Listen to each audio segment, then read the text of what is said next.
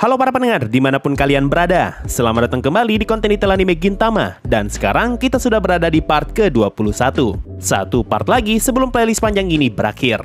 Episode yang bakalan masuk di part ini adalah episode 317 sampai episode 341. Ini artinya video ini bakalan mengcover 2 season Gintama, yaitu season 5 dan juga season 6. So, daripada kelamaan, langsung aja mari kita mulai.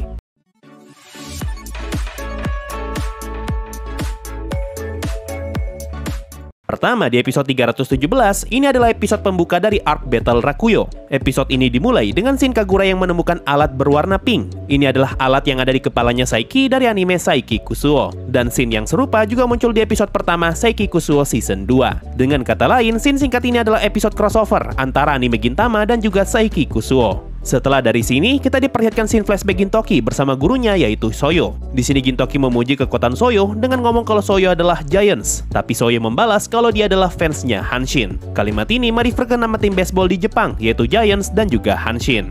Kemudian kita diperlihatkan kondisi Yorozuya pasca kejadian di Shogun Assassination yang membuat mereka harus pindah ke Akiba. Dan di sini Kagura serta Shinpachi terlihat sedang membagikan selebaran tentang Yorozuya. Di selebaran yang mereka bagikan, terdapat foto Gintoki yang lagi senyum sambil megang pisau. Buat yang nggak tahu, posenya Gintoki di gambar itu merupakan parodi dari karakter Peko-chan, yaitu maskot dari brand permen Milky. Lalu ketika sedang membagikan selebaran, Kagura ngomong kalau mereka akan melakukan apapun, termasuk mengumpulkan bonus item Love Life ataupun menjual barang-barang dari Love Life Sunshine. Nah, kalimat ini tentu saja merefer ke salah satu judul anime idol paling terkenal, yaitu Love Life Original dan juga Love Life Sunshine. Kemudian kita diperlihatkan para penduduk kota Akiba yang ada di sana, dan salah satu dari mereka menggunakan baju dengan gambar ini. Berhubung di scene sebelumnya Kagura menyinggung soal Love Life, maka bisa dipastikan kalau gambar ini merefer ke pose ikonik milik karakter Yazawa Niko dari anime Love Life, yaitu pose Niko Niko ni. Niko Niko ni, anata no heart ni Niko Niko ni, ega o todokeru Yazawa Niko Niko, Niko ni te oboete rabu Niko. Kemudian kita lompat ke episode 320. Di bagian akhir episode ini, kapalnya Sakamoto lagi kena hack oleh karakter yang wajahnya kelihatan seperti robot. Melihat orang itu, Sakamoto pun menyebut orang itu dengan sebutan Zaku. Tapi orang itu tidak terima dipanggil Zaku dan dia mengubah wajahnya menjadi Gundam. Walaupun pada akhirnya orang itu pun menyerah dan beneran jadi Zaku. Nah, nama Zaku dan juga Gundam tentu saja merefer ke jenis robot di anime Gundam. Lanjut ke episode 321, selain kapalnya yang kena hack, seluruh krunya Sakamoto juga berhasil dikendalikan oleh si robot tadi. Lalu Mutsu ngomong kalau dia bisa melihat bekas gigitan di tubuh orang-orang itu, dan ini sudah seperti Resident Evil. Mendengar kalimat tadi, Sakamoto membalas, kalau di dalam game, aku pasti sudah menggunakan Magnum untuk menghancurkan kepala mereka. Nah, kalimat ini tentu saja merefer ke game Resident Evil, dan Magnum yang Sakamoto maksud merefer ke pistol Magnum, yaitu salah satu pistol terkuat di game Resident Evil. Mutsu pun kembali ngomong dan kali ini dia mengeluh karena mereka harus menjaga orang yang level lemahnya setara dengan Spelunker. Kalimat ini merefer ke game Nintendo yaitu Spelunker, game yang terkenal susah banget. Dengan kata lain, Mutsu pengen bilang kalau dia sangat kesulitan untuk melindungi orang lemah seperti Nobunobu. Sama susahnya seperti bermain game Spelunker.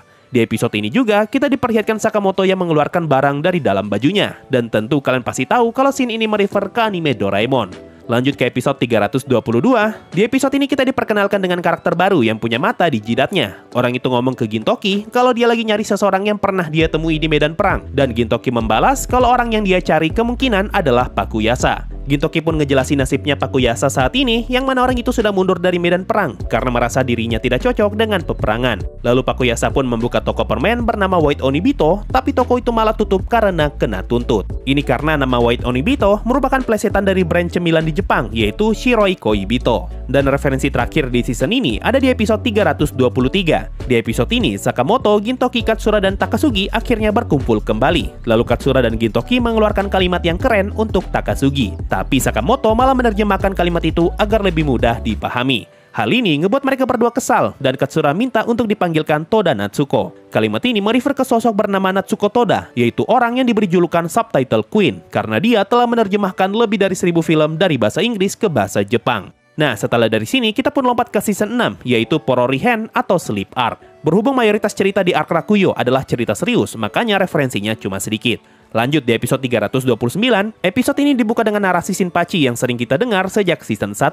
Tapi narasi itu malah dibungkus dalam bentuk parodi opening pertama anime One Piece. Kita juga diperlihatkan Gintoki yang lagi makan buah iblis, dan bentuk buah yang Gintoki makan mirip seperti buah iblisnya Luffy. Lalu Gintoki terlihat sedang menaiki kapal yang merupakan parodi dari kapal Going Merry, dan dia lagi cosplay jadi Luffy. Setelah itu, Gintoki pun bertemu dengan Kagura yang lagi pakai baju pink. Nah, di sini Kagura lagi cosplay jadi karakter Bulma dari anime Dragon Ball, dan scene ini merefer ke pertemuan pertama Bulma dengan Goku. Kemudian mereka bertemu dengan monster kacamata bernama Shinpachu yang sepertinya merefer ke karakter di anime Pokemon yaitu Pikachu. Lalu Gintoki ngomong kalau dia capek jalan kaki dan dia minta ke Shinpachi untuk dipanggilkan Japari Bus. Kalimat ini merefer ke nama Bus yang ada di anime Kemono Friends. Dan setelah itu kita diperlihatkan Gintoki dan Kagura yang lagi nembus Piccolo. Scene ini merefer ke Goku yang juga pernah menembus badannya Piccolo. 2 tahun pun berlalu dan Shinpachi ngomong kalau mereka bertiga kembali bertemu di Jabondi Archipelago, yang mana kalimat ini lagi-lagi merefer ke Arc Sabaody Archipelago dari anime One Piece. Di sini juga kita diperlihatkan Gintoki yang lagi cosplay jadi karakter Goku Super Saiyan, dan Kagura lagi cosplay jadi istrinya Goku yaitu Chi-Chi. Shinpachi pun ngomong kalau ini adalah waktunya bagi mereka untuk mengikuti ujian Chunin Hunter Hero Dunia, dan kita diperlihatkan beberapa logo yang dicampur. Nah, logo pertama diambil dari anime Dragon Ball, lalu logo kedua diambil dari anime Naruto, logo ketiga berasal dari anime Hunter x Hunter, dan logo keempat diambil dari anime Boku no Hero Academia. Kayaknya cuma ini satu-satunya referensi Boku no Hero Academia di anime Gintama. Kemudian, Shinpachi ngomong kalau tujuan akhir mereka bukanlah untuk mempelajari Nanimo Hamehameha ataupun Nanimo Master, dan juga mereka tidak menuju ke Nanimo lain. Kalimat ini tentu saja merefer ke Hamehameha di anime Dragon Ball, Nen Master dari anime Hunter x Hunter, dan juga Grand Line dari anime One Piece. Setelah itu, Shinpachi mulai mendeskripsikan karakter mereka satu persatu, dan Shinpachi ngomong kalau dirinya adalah Sudamasaki dalam bentuk 3D. Kalimat ini merefer ke aktor Sudamasaki yang memerankan karakter Shinpachi di versi live action Gintama. Mendengar perkataan itu, Gintoki dan Kagura pun menendang Shinpachi, dan Gintoki meminta Shinpachi untuk berhenti Grand Bluing. Nah, kalimat ini merefer ke aktor live action Shinpachi tadi, yaitu Sudamasaki yang juga pernah muncul di iklan game Grand Blue Fantasy. Makanya Gintoki menyebut kata Grand Bluing. Masuk ke bagian cerita, episode ini bercerita tentang Kagura yang tiba-tiba dapat pacar, dan hal ini ngebuat Gintoki tidak percaya.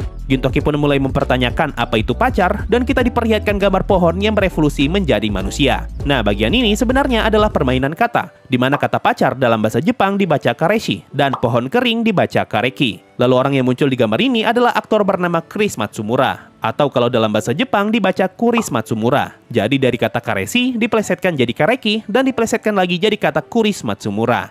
Setelah dari sini, kita pun diperlihatkan mereka yang lagi makan bareng, dan Gintoki memanggil Umibozu dengan sebutan botak. Mendengar kalimat itu, Umibozu pun kesal, dan dia menyebut nama Uncle Jam. Nah, nama Uncle Jam merefer ke karakter dari anime Anpanman, dan model rambutnya Uncle Jam memang mirip seperti rambutnya Umibozu di episode ini. Keesokan harinya, Shinpachi datang ke Yorozuya, dan dia kaget melihat tubuh Gintoki dan Umibozu yang jadi besar. Mereka pun ngomong kalau gambar tubuh di anime ini memang seperti ini, dan kita diperlihatkan gambar yang diambil dari anime Kapten Tsubasa. Lanjut ke episode 331.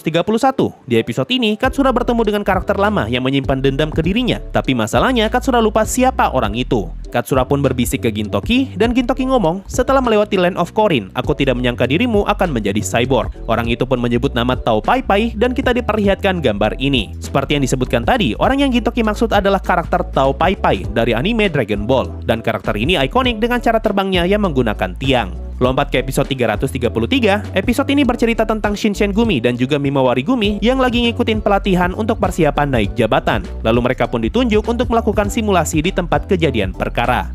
Mendengar kata simulasi, kita malah diperlihatkan Sogo dan Nobume yang lagi main game simulasi berjudul Romance of Three Kingdom. Lanjut ke episode 334, di episode ini Gintoki bertemu dengan pedang yang bisa ngomong, dan pedang itu sedang mencari istrinya yang adalah sarung pedang. Nah, di bagian akhir episode ini, akhirnya ketahuan kalau istrinya pedang itu ada di tangannya Sogo, dan Gintoki pun menantang Sogo untuk memperebutkan kembali sarung pedang itu. Karena hal tersebut, Kagura pun melatih Gintoki dan juga pedangnya sebagai persiapan sebelum mereka bertanding. Lalu di sini kita diperlihatkan Kagura yang lagi cosplay jadi karakter Danpei dari anime Ashita no Jo. Lanjut ke episode 335, hari yang ditentukan pun tiba, dan Gintoki datang ke tempat pertandingan sambil membawa pedang besar yang dia sebut sebagai Alien Slayer. Ini adalah parodi dari pedang miliknya Guts dari manga Berserk yang diberi nama Dragon Slayer. Di sini juga Kondo ngomong agar Gintoki berhenti menggunakan narasi dari Berserk untuk menyuarakan penyesalannya. Karena Kondo masih tidak terima dengan Gintoki yang datang membawa pedang besar, mereka pun mengganti penampilannya Gintoki agar terlihat lebih cocok dengan pedang itu. Lalu kita diperlihatkan Gintoki yang lagi cosplay jadi karakter Cloud dari game Final Fantasy VII. Pindah ke episode 337, episode ini dimulai dengan Gintoki yang lagi ngomongin Otsu-chan. Gintoki ngomong kalau saat ini grup idol jauh lebih populer daripada solo idol. Contohnya seperti Edo 48 yang merefer ke AKB 48 dan Nipple Claw Z yang merefer ke Momoiro Clover Z. Lalu Gintoki ngomong kalau seperti ini terus Otsu-chan akan kehilangan popularitasnya dan dia akan berakhir debut di film dewasa. Nah, di sini kita diperlihatkan kaset dengan gambarnya Otsu-chan dan gambar itu diambil dari back cover kaset yang ada di movie kedua Gintama, yaitu Gintama The Final. Gintoki pun ngomong kalau Otsu-chan terlihat kurang menarik karena dia tampil sendirian dan dia butuh orang lain yang lebih jelek agar Otsu bisa lebih menonjol.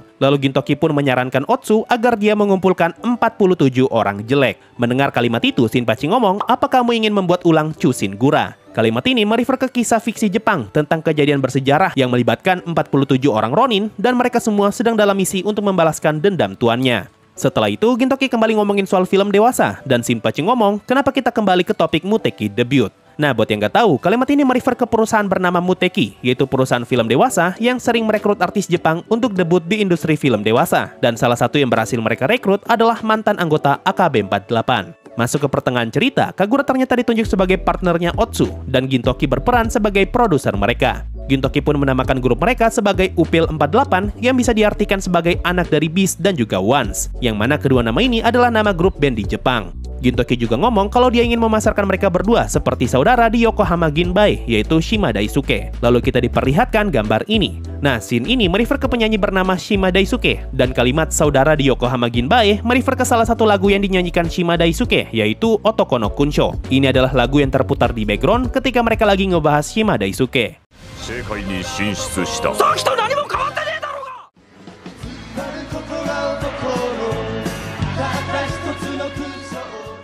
Lagu ini bercerita tentang kenakalan remaja, makanya setelah itu kita diperlihatkan gambar Kagura dan Otsu yang lagi cosplay jadi preman. Lalu di sini Kagura ngomong kalau Sugimoto Teta jauh lebih keren daripada Daisuke, yang merefer ke nama aktor Jepang. Gintoki pun ngebuat asal-usul untuk grup idol mereka, di mana Beast dan Once melahirkan 48 anak, dan semua anaknya tersebar di seluruh semesta. Lalu di antara mereka berdua, ada 2 anak kembar, yaitu anak ke-48 yang terkirim ke planet bumi. Mendengar cerita tersebut, Shinpachi ngomong kalau cerita itu mirip seperti Yukorin, yang ngomong kalau dia berasal dari planet Korin. Kalimat ini merefer ke model dan penyanyi Jepang bernama Yuko Ogura, yang sering ngomong kalau dia berasal dari planet Korin. Pindah ke scene berikutnya, kali ini kita diperlihatkan Otsu dan Kagura yang lagi rekaman lagu, tapi masalahnya Kagura masih tetap menyebut Aru meskipun dia lagi nyanyi. Gintoki pun meminta Kagura untuk berhenti mengucapkan Aru karena hal itu merusak lirik lagunya, dan Gintoki mau Kagura nyanyi sebagai Kugimiya-san. Nah, buat yang nggak tahu, kalimat ini merefer ke pengisi suaranya Kagura, yaitu Rie Kugimiya. Dan detail terakhir di episode ini ada ketika mereka lagi segmen jabat tangan. Di sini Kagura malah meremas tangan para fansnya sampai remuk. Lalu kita diperlihatkan Kagura yang jadi berotot, dan Shinpachi ngomong kalau ini sudah seperti pertemuan Vice Grip Hanayama Kaoru. Kalimat ini merefer ke karakter dari anime Baki, yaitu Hanayama Kaoru yang identik dengan teknik penghancur lengan yang disebut Vice Grip. Lanjut ke episode 338. Referensi di episode ini hanya ada satu, yaitu di judulnya. Episode ini berjudul Diamond Are Unscratchable, yang merefer ke judul JoJo Part 4, yaitu Diamond is Unbreakable. Lanjut ke episode 339. Di episode ini, kita lagi-lagi diperlihatkan parodi karakter dari Dragon Quest 4, yaitu Kiril, Boria, Alena, dan juga Meg Ryan. Nah, yang menarik, di sini Otai dan Sachan pengen menghukum Suki yang lagi terkena skandal. Dan Otai ngomong kalau dia akan mengirim Suki ke Indonesia. Gua sama sekali nggak tahu nih apa konteks dari kalimat ini dan kenapa nama Indonesia yang disebut sebagai salah satu hukuman.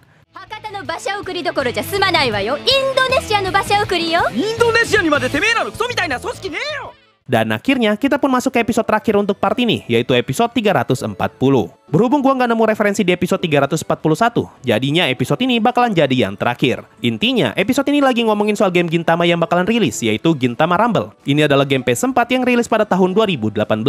Buat yang nggak tahu, episode ini rilis pada tanggal 18 Desember 2017, sedangkan game Gintama rilis pada tanggal 18 Januari 2018. Jadi episode ini tayang tepat 1 bulan sebelum gamenya rilis. Karena hal ini, mereka pun inisiatif untuk datang langsung ke kantornya Bandai, dan mereka ingin memperbaiki Gintama Rumble agar sesuai dengan kemauan mereka. Nah, ketika mereka lagi berada di kantornya Bandai, di sini terdapat beberapa poster yang tertempel, dan salah satunya adalah poster bertuliskan Shadow of Mordor, yang merefer ke game Middle Earth Shadow of Mordor. Lalu Gintoki ngomong kalau Namco benar-benar ingin ngebuat game Gintama laku, maka mereka harus menambahkan kata Tales of di judul game ini. Lalu kita diperlihatkan beberapa cover dari game Tales series. Nah, gue bakal sebutkan semua judul Tales series yang ada di gambar ini, mulai dari yang paling kanan. Yang paling kanan adalah Tales of Abyss, lalu di sebelahnya adalah Tales of Rebirth, lalu di sebelahnya lagi adalah Tales of Legendia, di sebelahnya adalah Tales of Vesperia, Tales of Xillia, Tales of Grace, dan terakhir adalah Tales of Xillia 2.